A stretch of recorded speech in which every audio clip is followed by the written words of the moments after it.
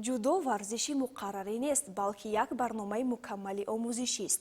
бо машғул шудан ба он инсон худро дар самти матонату далерӣ, эҳтирому арҷгузорӣ ба фарҳангу анъана ва дигар муҳимтарин сифатҳои инсонӣ такмилу тарбия мекунад. Федератсияи байналмилалии ҷудо бо беш аз 200 кишвари сайёра аз ҷумла Тоҷикистон низ робитаи зичи ҳамкорӣ дорад ва ҳамасола шумораи дӯстдорони ин навъи варзиш дар ҷаҳон меафзояд. Сара соли 2011 санаи 28 октябр ҳамчун рӯзи байналмилалии ҷудо таҷлил карда мешавад.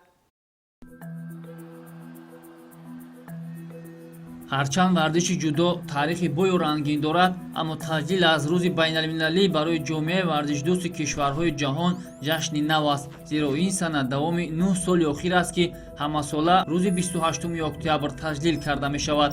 Саволе ба миён меояд, ки чаро маҳз рӯзи 28 октябрро ба ҷудо рабт доданд. Ин сана ба рӯзи таваллуди шахсияти барҷастаи варзиш, нафаре ки дар замони хеш аввалин мактаби ҷудоро таъсис додааст, устоди бузурги санъати муҳориба Кодокана Дзигоро Кано маҳсуб меёбад, ки дар ҳамин рӯзи соли 1860 чашм ба олами ҳастӣ кушодааст. Ин шахсияти шинохта асосгузори гӯштини ҷудо маҳсуб меёбад. рӯзи байналмилалии ҷудо боз як омили дигари тарғиби варзиш ва ҷалби насли нав ба ин намуд дониста мешавад. тавре иттилоъ дода мешавад, то аввалҳои соли 2020 дар тамоми ҷаҳон беш аз 28 миллион инсон ба ҷудо машғул аст. ин барои мураббиёну варзишгарон ва онҳое ки ба ҷудо ҷиддӣ муносибат мекунанд ҷашни ҳақиқӣ маҳсуб меёбад. ҳар яке ба таври худ ин санаро таҷлил мекунад. солҳои охир дар тантанавор истиқбол гирифтани ин сана кишварҳои дигар аз ҳамтоёни ҷопонии худ ақиб намемонанд, ки бо роҳандозии мусобиқа, дарсҳои омӯзишӣ, табодули таҷриба, семинару конфронсҳо ташкил карда мешаванд. бо такя ба омор ва назарпурсиҳо муқаррар шудааст, ки гӯштини ҷудо дар миёни варзишҳои паҳлавонӣ дар кишвари мо маъруфу машҳуртар мебошад, чаро ки гӯштии ҷудо ба иқрори коршиносон унсурҳои зиёдеро аз гӯштии миллии тоҷикӣ вом гирифтааст. мардуми варзишпарвари тоҷик бо эътино ба ҳамин воқеият ба ин намуди варзиши ҷопонӣ ҳамчун ба моли худ арҷ мегузорад. дар ибтидо мардуми пасошӯравӣ дар баробари гӯштини аҷдодии худ ба самбо майли бештар доштанд, аммо ҷудо ба фалсафаи бузургу фарҳанги бою ғанӣ ва шахсиятпарастии худ зуд дар дили тоҷикон ҷой ёфт. мактабҳои гӯштини ҷудо таъсис ёфтанду роғибонаш низ бештар шуд.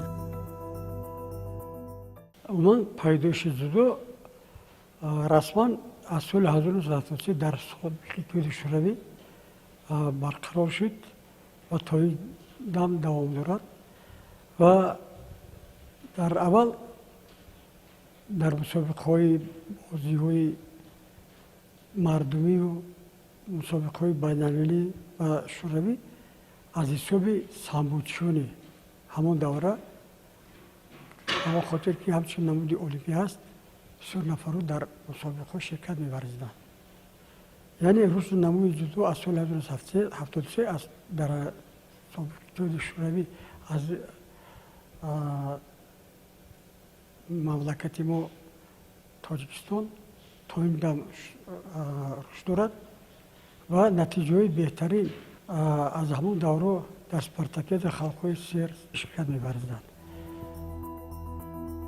омили асосии гаравидани мардуми ҷаҳон ба ин намудро олимон дар на танҳо як варзиш будани ӯ медонанд, балки дар вуҷуди ҷудо як мактаби бузурги мардонагӣ, ҷасорат, санъати баланди ҳунару истеъдод, арҷгузорӣ, эҳтиром ва шахсиятсозӣ маъруфу машҳури ҳамагон гардидааст. маҳз ин омилҳо боис бар он шуд, ки ҷудо сарҳади ҷопонро убур карду имрӯзҳо дар 200 давлати дунё омӯзиши онро ба роҳ мондаанд. ҷудо барои мардуми тоҷик аз ибтидо қариб ки моли бегона набуд, зеро он ба гӯштини миллии тоҷикӣ пайвандӣ зиёд дорад. ҳамон буд, ки аз замони пайдо шуданаш дар Тоҷикистон зуд дар дили дӯстдорони намуди гӯштин ҷойгоҳи худро пайдо намуд. варзишгарони мо низ на танҳо дар мусобиқаҳои дохилӣ, балки дар сабқатҳои осиёвию байналмилалӣ ширкат намуданро оғоз карданд. Тоҷикистон низ ба зудӣ мизбонии баргузории як қатор мусобиқаҳои минтақавиро ба ӯҳда гирифт, ки ин омилҳо барои такон додани варзиши ҷудо дар кишвар нақши муҳим гузошт. Аввалин кашфиётҳои мактабҳои ҷудои тоҷик низ ба натиҷа нишон додан оғоз карданд. Аз миёни онҳое ки дар кишвар ва берун аз он ном бароварданд, ин оилаи боқивҳо буд ки бародарон Алишер, Рустам ва Расул дар мусобиқаҳои байналмилалӣ иштирок намуда муаррифгари ҷудои тоҷик гаштанд. натиҷаҳои нишондодаи Расул Боқиёв дар миёни ҷудокорони кишвар назаррас аст ки ӯ дар вазни 73 килограмм барандаи медали биринҷии бозиҳои олимпии Пекин 2008 гардиду ва ҳамзамон ғолиби як қатор мусобиқаҳои байналмилалӣ шуд.